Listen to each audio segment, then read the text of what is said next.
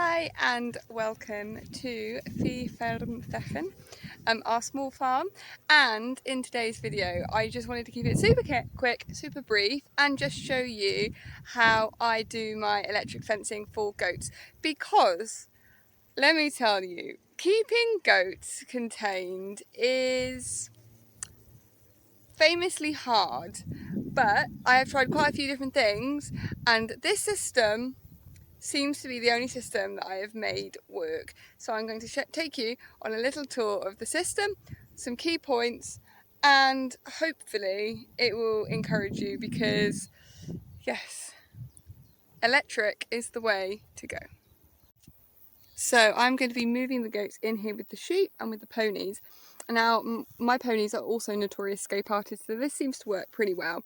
I'd also like to point out that our actual stock fencing is really bad. Like, it is pretty shockingly awful.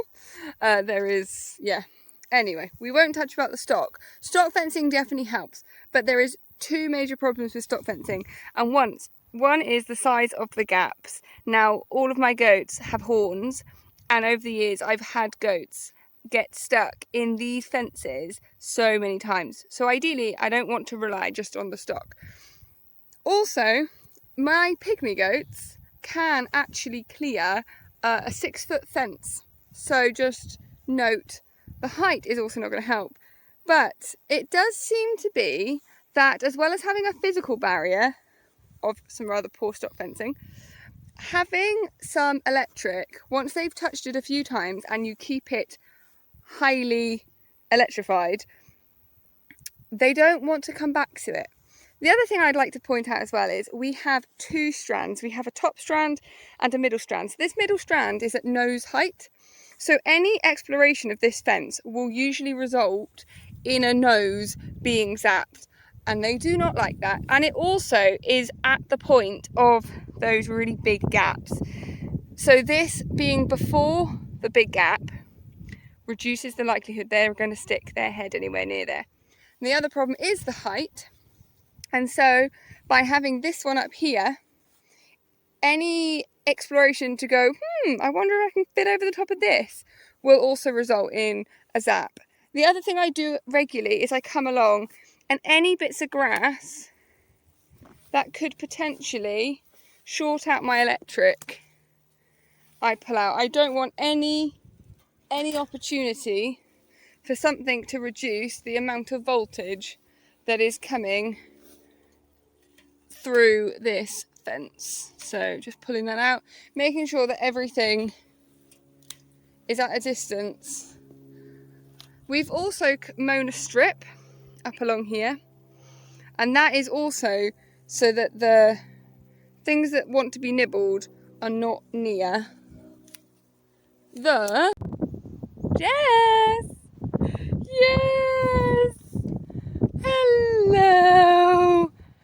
Hi! Along here is another little trick that I want to show you, and that is at fairly regular intervals linking your top and your bottom fence. So this means that if something were to short out somewhere in the system, there is still electric able to get to most of the fence, because they have been linked together. And the other tip, which I'm not able to show you right now because I haven't actually stuck them in yet, because I'm still fiddling with this fence, and I don't want to get zapped. The other tip is having more than one ground rod in. I'm not an electrician and I don't really know how that works, but I am reliably informed that the more ground rods you've got, not excessively, but if you have enough ground rods in your system, it would mean more voltage go through the animal. I don't entirely know. Again, I'm not an electrician, but our goal is to make sure that they are never going to not get a zap, which I know sounds kind of cruel. Oh, I've just realised I've missed a bit of grass right there. So everyone says water and electricity doesn't mix, but in this case it's actually really good to water your ground stake, which seems a little bit ridiculous, but if that thing's dry, the connectivity just won't work. So wet your ground thoroughly before putting your ground stake in.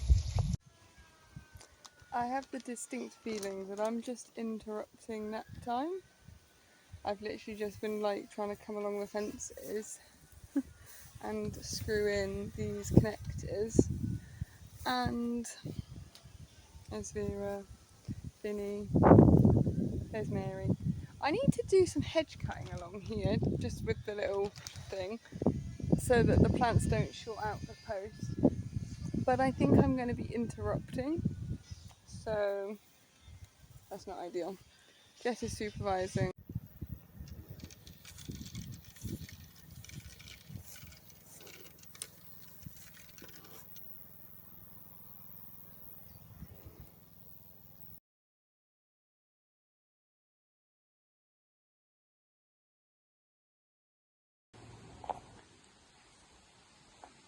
Stop doing it now. Yep. Yep. So guys, thank you so much for watching and making it all the way to the end of the video. So for a nice little finish, here is the goats happily munching away with the sheep.